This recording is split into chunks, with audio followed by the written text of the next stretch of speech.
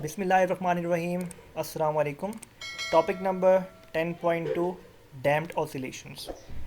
Damped oscillations का मतलब होता है रिड्यूस्ड ऑसिलेशंस, यानी कि ऑसिलेशंस का कम हो जाना। अच्छा, अगर हम आइडियल सिस्टम्स की बात करें तो हमें पता है आइडियल सिस्टम्स के अंदर कोई फ्रिक्शन नहीं होती, यानी कि फोर्स ऑफ फ्रिक्शन को हम कंसिडर नहीं करते आइडियल सिस्टम के अंदर।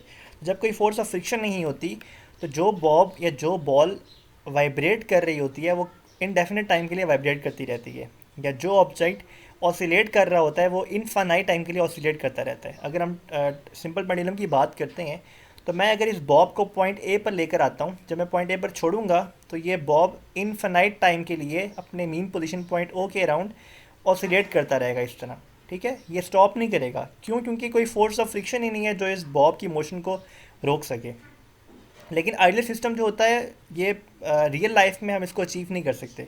तो अगर हम रियल सिस्टम की बात करें, यानी कि प्रैक्टिकल सिस्टम की बात करें, तो उसमें क्योंकि फोर्स ऑफ फ्रिक्शन होती है, तो वो फोर्स ऑफ फ्रिक्शन इस बॉब की या इस किसी भी ऑब्जेक्ट की ऑसिलेशन के अंदर उसकी जो मोशन होती है उसे रिटार्ड कर रही होती है, उसे रोक रही होती है। यानी कि अगर इस बॉब की बात करें तो ये बॉब फिर इनफाइनाइट टाइम के लिए ऑसिलेट नहीं करेगा, बल्कि जो फोर्स ऑफ फ्रिक्शन होगी वो इसकी मोशन को रिटार्ड करेगी, इसको रोकेगी। अब रोकती कैसे है वो फोर्स ऑफ फ्रिक्शन मोशन को? देखिए, ये जो बॉब है इसके पास मैकेनिकल एनर्जी है, ठीक है, मैंने कि इसके पास अपनी काइनेटिक एनर्जी है, पोटेंशियल एनर्जी है। तो जो फोर्स ऑफ फ्रिक्शन होती है वो इस बॉब की मैकेनिकल एनर्जी को रिड्यूस कर देती है with the passage of time. जैसे फॉर एग्जांपल अगर मैं पॉइंट ए पर ला के इसको छोड़ता हूँ तो ये बॉब हो सकता है फर्स्ट टाइम पे पॉइंट बी पर आके पहुँच जाएगी, लेकिन नेक्स्ट टाइम ये बॉब पॉइंट ए पर आके नहीं रुकेगा, बल्कि पॉइंट ए से पहले कहीं आके स्टॉप हो जाएगा। इसका मतलब ये है कि फोर्स ऑफ फ्रिक्शन ने इस बॉब की जो मैकेनिकल एनर्जी है उसे रिड्यूस कर दी है। और with the passage of time वो मैकेनिकल एनर्जी रिड्यूस होती जाती है और एक वक्त आता है जब वो बिल्कुल ज़ीरो हो जाती है एनर्जी, और आपका जो मास है वो पॉइंट ओ पर आ जाता है। ठीक है, इसका मतलब ये है कि जो डैम्पिंग है वो ऑसिलेशंस की, या ऑसिलेशन जो ऑब्जेक्ट है उसकी वेव लेंथ को, उसकी जो एम्पलीट्यूड है उससे कम कर देती है। एम्पलीट्यूड क्या होता है? एम्पलीट्यूड का मतलब होता है कि आपके बॉब का जो मीन पोजीशन है वहाँ से लेके एक्सट्रीम पोजीशन तक क्या डिस्टेंस है, यानी कि पॉइंट ओ से लेके पॉइंट बी तक जो डिस्टेंस होता है उसे हम एम्पलीट्यूड बोल रहे होते हैं।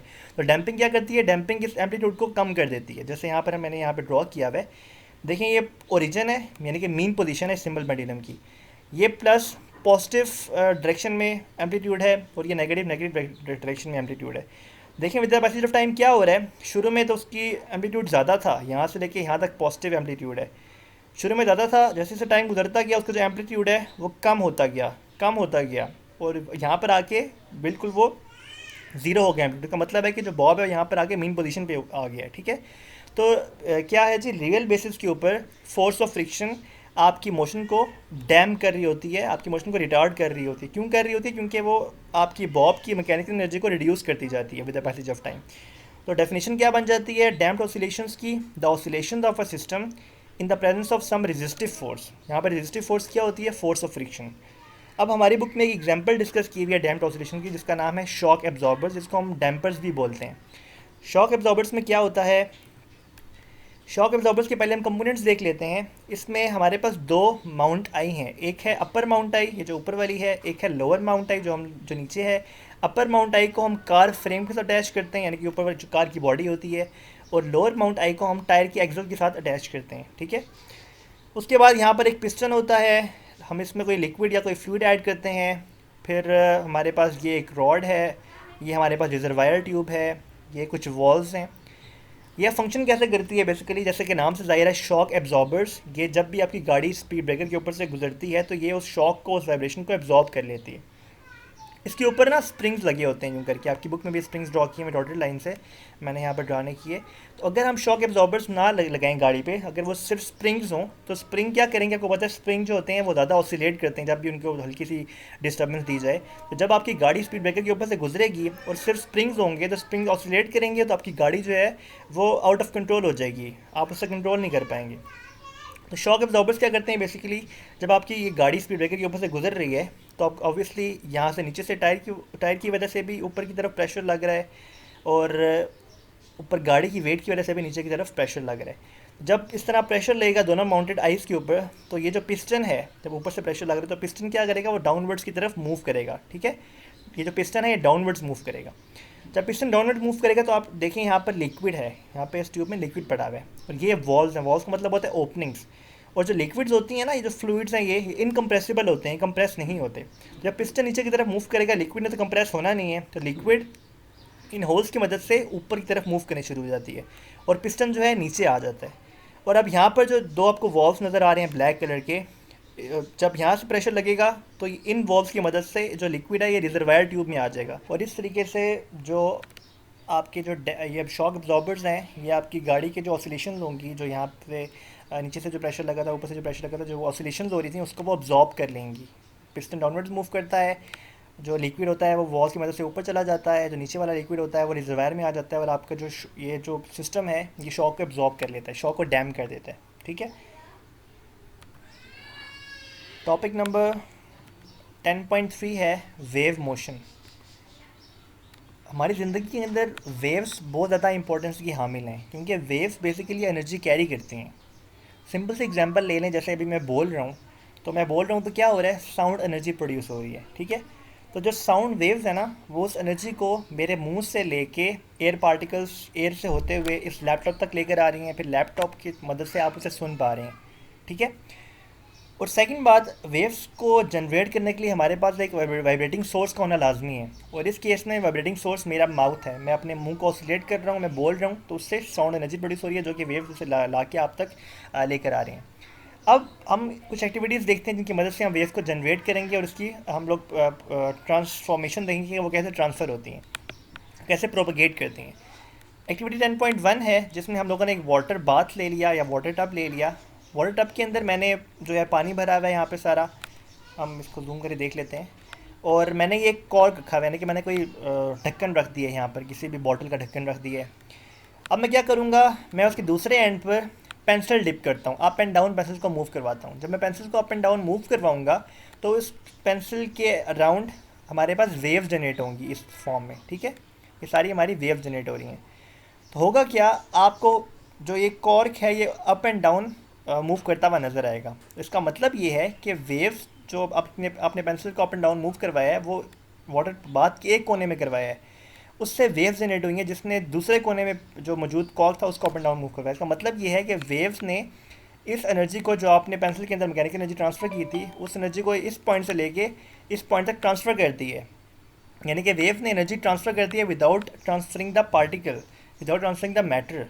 तो इस एनर्जी की ट्रांसफ़र करने से क्या हुआ कि जो आपका जो ये कॉर्क है ये अप एंड डाउन मूव करने शुरू हो गया। तो ये फर्स्ट एग्जांपल जिसमें हम लोगों ने देखा कि वेव्स को प्रोड्यूस कैसे किया जा रहा है, वेव्स प्रोपगेट कैसे कर रही हैं। अब सेकंड एग्जांपल है एक्टिविटी 10.2 है, जिसमें एक बंदा है जिसने स्ट्रिंग को पकड़ा हुआ है या रोप को पकड़ा हुआ है, और दूसरी एंड से उस रोप को उसने स्पोर्ट से बांध दी, यानी कि एक एंड उसका फिक्स्ड है और दूसरे एंड से बंदे ने उसको पकड़ लिया। अब और उस रोप के ऊपर आप एक पॉइंट पी जो है ना वो मार्क कर देते हैं मार्कर के साथ। ठीक है जी। और आपने इस रोप को टाइट करके पकड़ना है, यानी कि इसमें कोई लैग ना हो, ये टाइट हो। फिर सेकंड स्टेप में आप ये करें कि आप उसको अप एंड डाउन मूव, अपने हाथ को अप एंड डाउन मूव करें, यानी कि आप उसके अंदर जर्क दें उसको। हाथ जब अपने आप को हाथ इस तरह आपने मूव करना है, अपने हाथ को इस तरह अप एंड डाउन मूव करना है आपने अपने हाथ को। ठीक है। जब अपने अपने हाथ को अप एंड डाउन मूव करेंगे तो आपको उस रोप के अंदर एक इस तरह की फॉर्म जो है ना रोप की नज़र आएगी, यानी कि रोप के अंदर इस तरह की वेव जनरेट हो जाएगी। नेक्स्ट मोमेंट के अंदर आपका जो पॉइंट पी होगा वो अपनी जगह से अपवर्ड चला जाएगा, यानी कि उसकी जो पोजीशन होगी वो अपवर्ड हो जाएगी। इसका मतलब ये है जो वेव आप जो डिस्टर्बेंस आपने यहाँ पर दी थी, आपने जो अपने हाथ को अप एंड डाउन मूव करवाया, आपने अपनी मैकेनिकल एनर्जी को इन पार्टिकल्स तक ट्रांसफ़र कर दिया। पार्टिकल्स क्या हुए, पार्टिकल्स पहले रेस्ट पर थे, फिर पार्टिकल्स के अंदर जो है डिस्टर्बेंस आई, पार्टिकल्स वाइब्रेट करने शुरू हो गए। पार्टिकल्स वाइब्रेट करते हैं तो जो वेव्स है ये बेसिकली अपनी जो फॉर एग्जांपल जो पार्टिकल्स यहाँ पर हैं उन्होंने आपकी मैकेनिकल एनर्जी ली, अब ये पार्टिकल आपकी दी हुई मैकेनिकल एनर्जी को अगले पार्टिकल तक ट्रांसफ़र करेगा, वो पार्टिकल अगले पार्टिकल तक ट्रांसफ़र करेगा। इस तरीके से जो आपने एनर्जी दी है वो नेक्स्ट पार्टिकल तक ट्रांसफ़र होती जा रही है। और आप देखेंगे कि आपका जो पॉइंट भी जहाँ पे आपने मार्क किया था वो एक हाई पोजीशन पर आपको शो होगा, और कुछ देर बाद वो जो आपकी वेव है वो उस पी पॉइंट से आगे चली जाएगी, और आपका जो पॉइंट पी है वो दोबारा उस पोजीशन पर नहीं आ जाएगा, बल्कि वो थोड़ा सा लैग पोजीशन पर होगा, यानी कि वो अपने मीन पॉइंट से थोड़ा सा नीचे होगा। तो वो पोजीशन पॉइंट पी की जो उसकी मीन पोजीशन से ऊपर थी उसे हम क्रस्ट बोलते हैं, और वो पोजीशन जो पॉइंट पी के मीन पोजीशन से नीचे थी उसे हम ट्रफ बोलते हैं। इस एक्टिविटी में हम लोगों ने ये देखा कि जो वेव है वो तो अलोंग द डायरेक्शन, यानी कि इस डायरेक्शन में मूव कर रही है, लेकिन जो पॉइंट पी है वो अपवर्ड्स और डाउनवर्ड्स मूव कर रहा है। इसका मतलब यही है कि वेव जो है उसने अपनी एनर्जी जो है वो ट्रांसफ़र कर दी है टूवर्ड दैट पॉइंट, क्योंकि हम लोगों ने एनर्जी तो इस पॉइंट को दी थी, मैकेनिकल एनर्जी, तो इस पार्टिकल ने उस एनर्जी को आगे ट्रांसफ़र कर दी है। पार्टिकल यहाँ ही रहा है, लेकिन जो एनर्जी है वो यहाँ से यहाँ पहुँच गई। ठीक है जी। आपने ये बात नोट करनी है कि जो पार्टिकल की मूवमेंट है वो अप एंड डाउन है, जबकि जो वेव की मूवमेंट है वो लेफ़्ट टू राइट है। यानी कि पार्टिकल की मूवमेंट वेव की जो प्रोपगेशन है उसके परपेंडिकुलर है। Particle up and down move कर रहा है, जबकि वेव जो है left to right back and forth move कर रही है। ठीक है। अब नेक्स्ट हम डेफिनेशन देख लेते हैं वेव की क्या है। A wave is a disturbance in a medium which causes the particles of a medium to undergo vibratory motion about their mean position. जिस तरह हमने यहाँ पर हम लोगों ने ये वेव जनरेट की, वेव से क्या हुआ, वेव ने इस पार्टिकल जो मीडियम है, ये जो स्ट्रिंग है, इसके पार्टिकल्स के अंदर डिस्टर्बेंस क्रिएट कर दी और वो पार्टिकल्स जो हैं वाइब्रेटरी मोशन के अंदर आ गए। तो यहाँ पर भी ये लिखा, wave is a disturbance in a medium which causes the particles of a medium to undergo vibratory motion about their mean position in equal intervals of time। Next हमने वेव्स को दो कैटेगरीज में डिवाइड किया हुआ है, एक है mechanical wave जबकि दूसरी है इलेक्ट्रोमैग्नेटिक वेव्स। मैकेनिकल वेव्स वो वेव्स होती हैं जिनको प्रोपगेट करने के लिए मीडियम रिक्वायर्ड होता है, यानी कि अगर मीडियम नहीं होगा तो वो प्रोपगेट नहीं कर सकती, वो स्प्रेड नहीं हो सकती। जबकि इलेक्ट्रोमैग्नेटिक वेव्स वो वेव्स होती हैं जिनको प्रोपगेट करने के लिए, स्प्रेड होने के लिए मीडियम रिक्वायर्ड होता है। ठीक है। एग्जांपल जैसे साउंड वेव्स है, अगर एयर पार्टिकल्स नहीं होंगे या कोई मटेरियल मीडियम नहीं होगा तो मेरी साउंड जो है वो ट्रैवल नहीं कर पाएगी। यानी कि अगर मैं और आप चांद पर चले जाते हैं तो हम एक दूसरे की आवाज़ को नहीं सुन सकेंगे, बिकॉज वहाँ पर कोई मटेरियल मीडियम नहीं होता। मैकेनिकल वेव्स वो वेव्स होती हैं जिनको कोई मटेरियल मीडियम रिक्वायर्ड होता है फॉर द प्रोपगेशन, जबकि इलेक्ट्रोमैग्नेटिक वेव्स को रिक्वायर्ड नहीं होता। फॉर एग्जांपल लाइट वेव्स जो हैं, सन से अर्थ तक, हमारे घर तक जो लाइट आती है, आपको पता है कि उसको अर्थ और सन के दरमियान स्पेस है, वहाँ पे कोई मीडियम नहीं है, वैक्यूम है, तो उसके बावजूद लाइट जो है हमारे अर्थ तक आ जाती है। इसका मतलब ये है कि जो लाइट वेव्स हैं उन्हें कोई मीडियम रिक्वायर्ड नहीं है। इसी तरह रेडियो वेव्स हैं, एक्स रेज हैं और हीट वेव्स हैं। फर्दर हमने मैकेनिकल वेव्स को टू टाइप्स में डिवाइड किया हुआ है, एक है जी लॉन्गिट्यूडिनल वेव्स जबकि दूसरी है ट्रांसवर्स वेव। ठीक है। इनको डिवाइड करने का बेसिस ये थी कि हमने मीडियम की जो डिस्प्लेसमेंट है उसकी डायरेक्शन देखी है और हमने प्रोपगेशन ऑफ वेव की डायरेक्शन देखी, यानी कि हम दोनों ने इनकी रिस्पेक्ट से इनको दो क्लास में डिवाइड किया हुआ है। यानी कि अगर मीडियम के जो पार्टिकल्स हैं वो अलॉन्ग द डायरेक्शन वाइब्रेट करते हैं, जिस डायरेक्शन में वेव्स जो है स्प्रेड कर रही हैं, तो हमारे पास वो लॉन्गिट्यूडिनल वेव, यानी कि जिस डायरेक्शन में वेव्स ट्रैवल कर रही हैं अगर उसी डायरेक्शन में पार्टिकल्स भी वाइब्रेट करते हैं मीडियम की, तो वो लॉन्गिट्यूडिनल वेव्स होगी। लेकिन अगर जिस डायरेक्शन में वेव ट्रैवल कर रही है उसके परपेंडिकुलर मीडियम के पार्टिकल्स वाइब्रेट करते हैं, तो वो ट्रांसवर्स वेव कहलाएगी। लॉन्गिट्यूडिनल में अलॉन्ग द वेव होती है और ट्रांसवर्स में परपेंडिकुलर होती है। इसको हम एक्टिविटी से समझते हैं। मैंने एक स्प्रिंग लिया, उसको मैंने सरफेस के ऊपर रख दिया और उसका एक एंड मैंने सपोर्ट के साथ बांध दिया, जबकि दूसरे एंड को मैंने अपने हाथ में पकड़ लिया। ठीक है। अब मैं तेज़ी से अपने हाथ को पुश एंड पुल करता हूँ, यानी कि इसको मैं लेफ़्ट एंड राइट मूव करता हूँ, अपने हाथ को पुश और पुल करता हूँ, तो उससे क्या होगा, आपको बहुत सारे डिस्टर्बेंसेस जो हैं वो इस स्प्रिंग के ऊपर नज़र आएंगी। और आप ये देखेंगे कि जो वेव की जो डिस्टेंस है वो भी लेफ़्ट टू राइट है, यानी कि वेव की जो डायरेक्शन है वो भी लेफ़्ट टू राइट है, क्योंकि आप लेफ़्ट टू राइट अपने हाथ को मूव कर रहे हैं तो वो भी left to right wave travel कर रही है। और जो डिस्प्लेसमेंट ऑफ पार्टिकल्स होंगे, बेसिकली जो मीडियम के पार्टिकल डिस्प्लेसमेंट अकर करेंगे उनकी भी जो डायरेक्शन होगी वो लेफ़्ट टू राइट होगी। इसमें आप ये देखेंगे कि वो स्प्रिंग के लूप्स जो क्लोज आपको नज़र आएंगे ना, आप उन्हें कंप्रेशंस बोलेंगे, यानी कि जहाँ पे इस केस में जो वेव्स जनरेट होंगी ना वो उसके अंदर कंप्रेशंस होंगे और रेयर सेक्शंस होंगे। तो वो जगह जहाँ पर स्प्रिंग के लूप्स क्लोज हैं उसे आप कंप्रेशन बोलेंगे, और वो जगह जहाँ पे स्प्रिंग के लूप्स दूर दूर हैं उसे आप रेयर सेक्शन बोलेंगे। ठीक है। इसका मतलब ये है कि जो लॉन्गिट्यूडिनल वेव्स होती हैं वो कंप्रेशन और रेयर सेक्शन से मिलकर बनती हैं।